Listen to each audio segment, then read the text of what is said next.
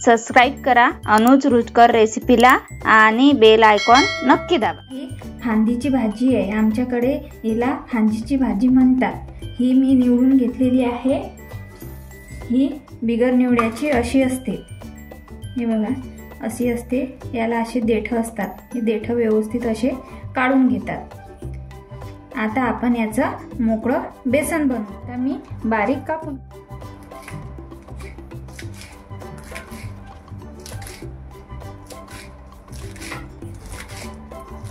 ही भाजी पावसाळ्यातच मिळते आणि ही भाजी खाणे खूप चांगले असते।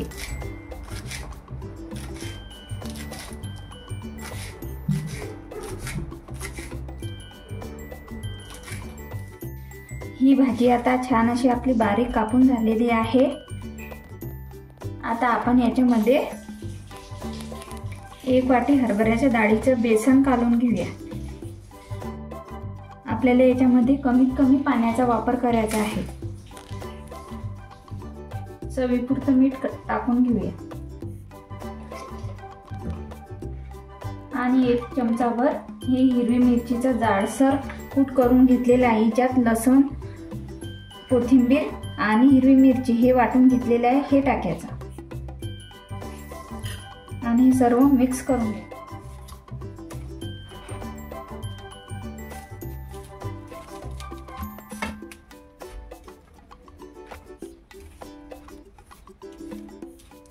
अर्धा चम्मच हळद टाकून घेऊया आणि थोडं पाणी घालून हे छान अशी मिक्स करून घेऊया।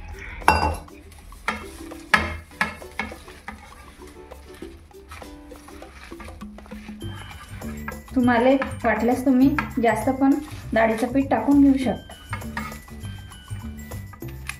आणि ही एक रानभाजी आहे।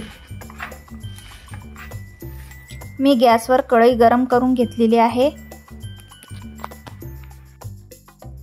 कढई छान गरम झालेली आहे, तिच्यामध्ये 3-4 पळ्या तेल घालून घेते। या भाजीला तेल थोडं शिल्लक घालायचं।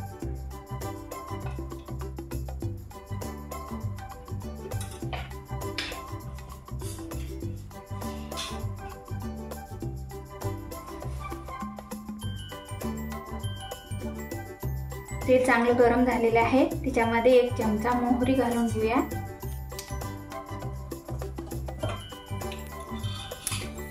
आपली मोहरी छान अशी तडतडून राहिली, तिच्यामध्ये 1 चम्मच जिरं घालून घेऊया आणि मी हा 1 मोठा कांदा असा कापून घेतलेला आहे, तो पण घालून घेऊया।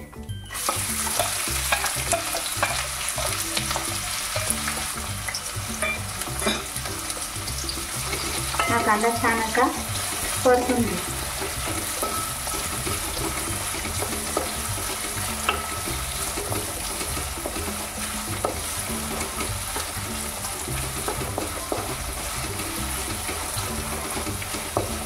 हा कांदा आपल्याला जास्त वेळ परतून घ्यायचा नाहीये, हा थोडासा असंच परतून घ्यायचा।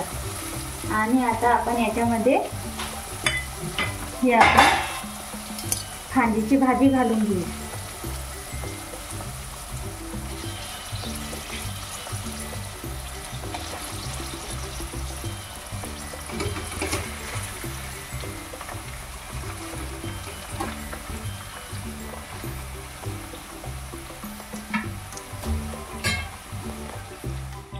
आता आपला गॅस कमी करून याच्यावर आपण झाकण ठेवून घेऊ आणि अधूनमधून ही भाजी आपण परतून घेऊ। हे बघा, हे आता मी झाकण काढून घेते परत एकदा आणि ही भाजी छान अशी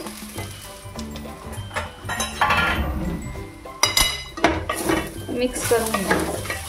ही भाजी आपली छान झालेली आहे।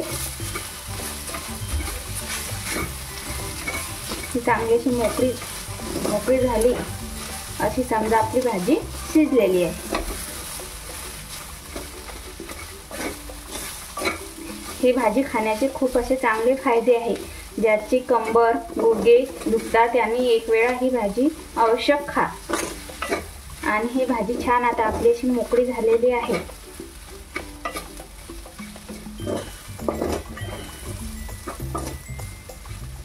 अशा प्रकारे सुटसुटीत भाजी झाली की समजा आपली भाजी शिजली आहे।